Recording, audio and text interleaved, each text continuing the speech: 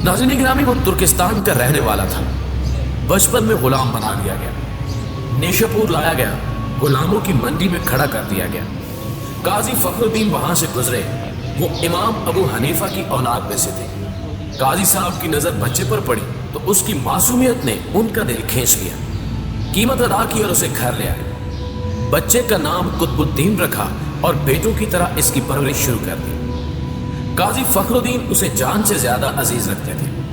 वालिद की ये मोहब्बत औलाद के दिल में कीना बन गई। काजी साहब ज़रीफ भी थे और अलील भी। वो जल्द इंतकाल कर गए। गुलामज़ादा दोबारा गुलाम बन गया। काजी साहब के मुर्दा जिस्म की बू अभी कफन तक पहुंची थी कि उनके एक बेटे ने उसका हाथ पकड़ा, उसे घसीटते हुए गुलामों की मंडी में ले गया और उसे खड़े खड़े नीलाम कर दिया। नया आका सौदागर था, वो उसे गजनी ले गया।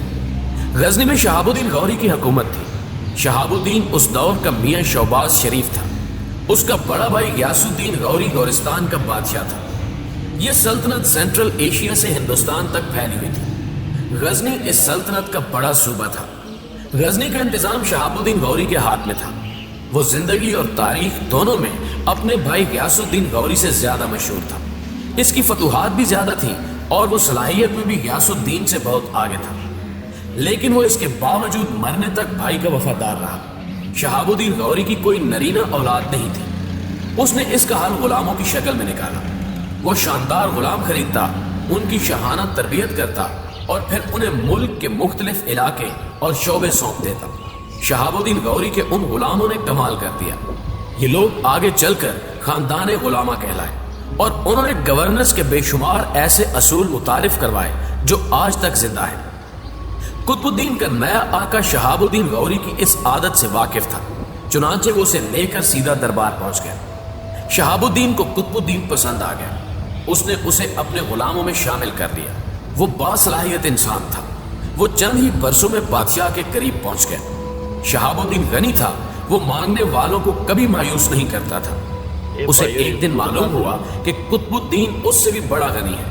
ये अपने तसर्रुफ में मौजूद हर चीज महल के खादमों में तकसीम करके सोता है। बादशाह को यह अदा पसंद आई और उसे अपना बेटा बना लिया।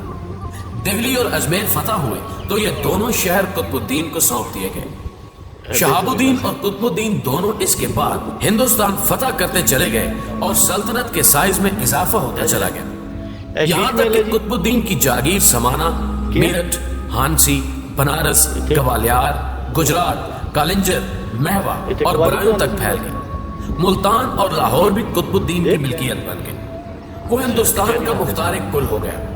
लेकिन वो इसके बावजूद अपनी औकात और अपने आका की मेहरबानी नहीं भूला। नाज़रीन ग्रामी, शहाबुद्दीन गौरी जब भी हिंदुस्तान आया, कुतुबुद्दीन ने दिल्ली से कोसों बाहर निकलकर उसका इस्तकबाल किया। शहाबुद्दीन भी पूरी जिंदगी अपने इस गुलाम पर फख्र करता रहा। शहाबुद्दीन गौरी 15 मार्च 1206 को हिंदुस्तान से वापस अफगानिस्तान जाते हुए गकड़ों के हाथों मारा गया। शहाबुद्दीन गौरी के इंतकाल के बाद तख्त उसके भतीजे सुल्तान महमूद गौरी के पास चला गया। वो सुल्तान गयासुद्दीन गौरी का बेटा था। सुल्तान का नाम गौरिस्तान था और दारुल हुकूमत गौर शहर था। सुल्तान महमूद दरवेश सिर्फ इंसान था। उसने तख्त पर बैठते ही सल्तनत के दो हिस्से किए।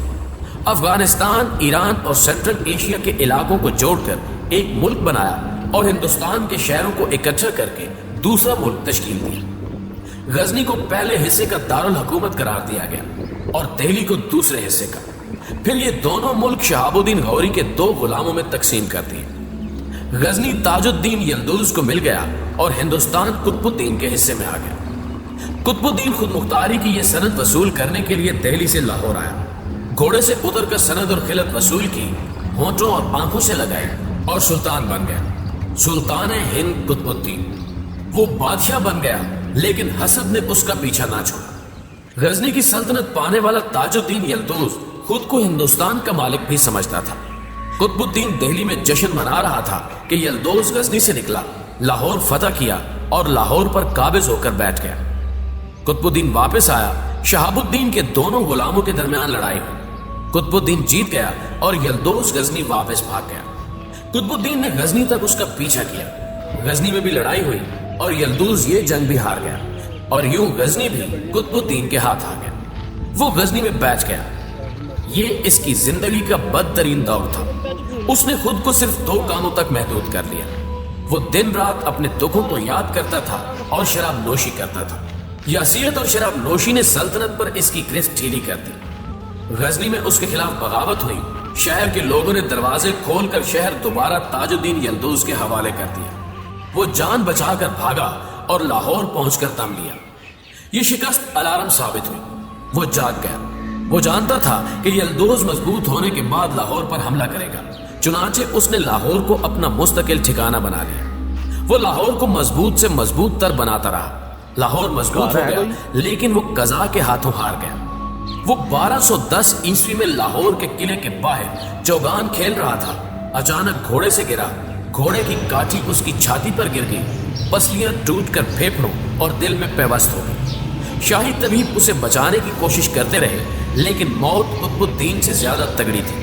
وہ اس کی بے قرار روح کو لے کر اڑ گئی۔ پیچھے اس کا کچلا مسلا بے سانس جسم رہ گیا۔ یہ جسم چوگان کے میدان کے کونے میں دفن کر دیا گیا۔ اس نے 3 بیٹیاں پیچھے چھوڑی۔ ایک بیٹی اس کے غلام شمس الدین التمش کے عقد میں تھی۔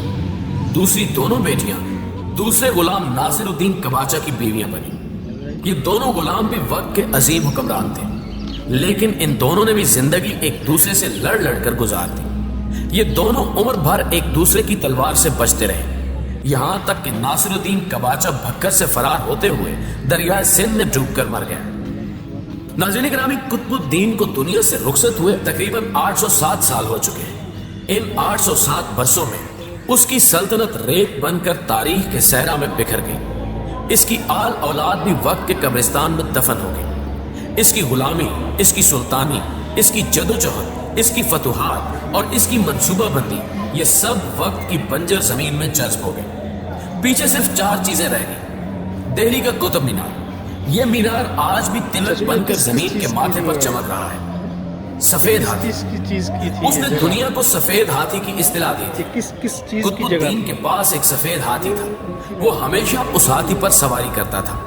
یہ شاہی ہاتھی تھا۔ یہ صرف اس وقت باہر نکالا جاتا جب بادشاہ سلامت محل سے باہر قدم رنجا فرماتے تھے، اور یہ مرحلہ عموماً 2-3 ماہ بعد ہی دیکھنے میں آتا تھا۔ چنانچہ ہاتھی کے پاس شاہی چارہ کھانے اور لد کرنے کے علاوہ کوئی کام نہیں ہوتا تھا۔ یوں یہ سفید ہاتھی وائٹ ایلیفینٹ مشہور ہو گیا۔ قطب الدین کا یہ سفید ہاتھی اس کی موت کا صدمہ برداشت نہ کر سکا۔ وہ بھی تیسرے دن فوت ہو گیا، اور اس کے بعد کسی بادشاہ کو سفید ہاتھی نصیب نہیں ہوا۔ اس کی تیسری نشانی لکھپتی کی اصطلاح تھی۔ وہ وقت کا حاتم طائی تھا۔ وہ مانگنے والوں کو لاکھ روپے سے کم خیرات نہیں دیتا تھا، چنانچہ جو ضرورت مند اس کے دربار تک پہنچ جاتا تھا وہ لکھپتی ہو کر واپس آتا تھا۔ لوگ اسے لکھ بخش بھی کہتے تھے۔ لاہور کی قدیم گلیوں میں آج بھی سخیوں کو قطب دورہ یا قطب زمانہ کہا جاتا ہے۔ یہ قطب ولایت والا قطب نہیں، یہ قطب الدین کا قطب ہے، اور اس کی چوتھی اور آخری نشانی لاہور کے انارکلی بازار کی ایک تنگ و تاریک گلی میں اس کا مزار ہے۔ وقت کے 800 تیشے بھی اس کی یہ نشانی نہیں مٹا سکے۔ یہ مقبرہ آج تک قائم ہے۔ اس کا خاندان، اس کی سلطنت اور اس کا دور، وقت نے اس کی ہر چیز خاک کا پیوند بنا دی، لیکن وقت اگر نہیں مٹا سکا تو لاہور میں اس کا مقبرہ اور دہلی میں اس کا مینار نہیں مٹا سکا۔ قطب الدین کے ایک ہاتھ کی چھوٹی انگلی ٹوٹی ہوئی تھی۔ وہ جب شہاب الدین غوری کے محل میں داخل ہوا تو دوسرے غلاموں نے ٹوٹی ہوئی انگلی کی وجہ سے اسے ایبک کہنا شروع کر دیا۔ یہ لفظ اس کی چھیڑ تھا، لیکن اللہ تعالیٰ کو شاید اس کی سخاوت پسند آ گئی، اور باری تعالیٰ نے اس کی اس چھیڑ کو اس کا اعزاز بنا دیا۔ چنانچہ آج تاریخ جب تک قطب الدین کو ایبک نہ کہہ لے، یہ اس وقت تک خود کو مکمل نہیں سمجھتی۔ دوستوں، میں پوری امید ہے کہ ہماری آج کی یہ ویڈیو بھی آپ کو پسند آئی ہوگی۔ ویڈیو پسند آنے کی صورت میں سے لائک کیجیے، دوستوں کے ساتھ فیس بک اور واٹس ایپ پر شیئر کرتے ہوئے ہماری حوصلہ افزائی بھی کیجیے، اور کمنٹ باکس میں ہمیں اپنی قیمتی تجاویز سے ضرور آگاہ رکھیں۔ آج کی ویڈیو میں بس اتنا ہی۔ اگلی ویڈیو تک کے لیے